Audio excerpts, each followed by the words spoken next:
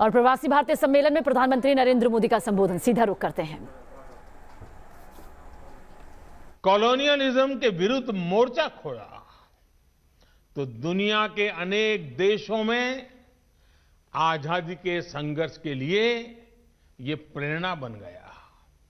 जब भारत टेररिज्म के सामने खड़ा हुआ तो दुनिया को भी इस चुनौती से लड़ने का नया साहस मिला।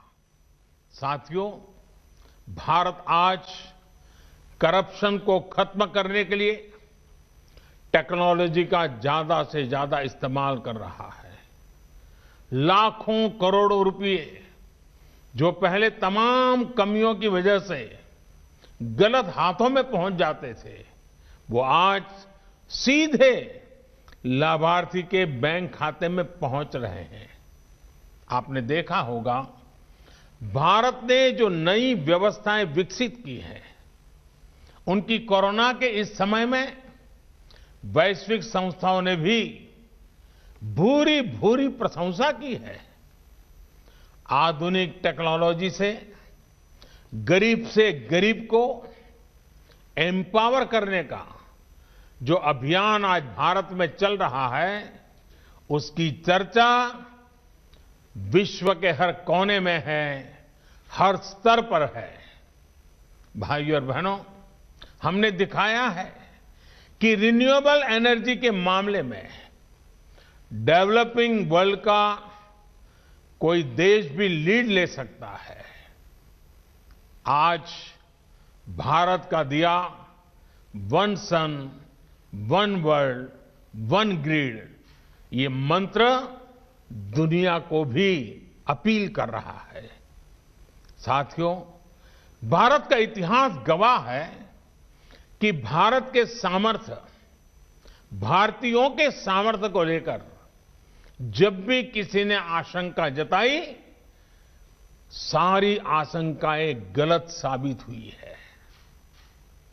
गुलामी के दौरान विदेश में बड़े बड़े विद्वान कहते थे कि भारत आजाद नहीं हो सकता क्योंकि ये तो बहुत बटा हुआ है। वो आशंकाएं गलत साबित हुई और हमने आजादी पाई।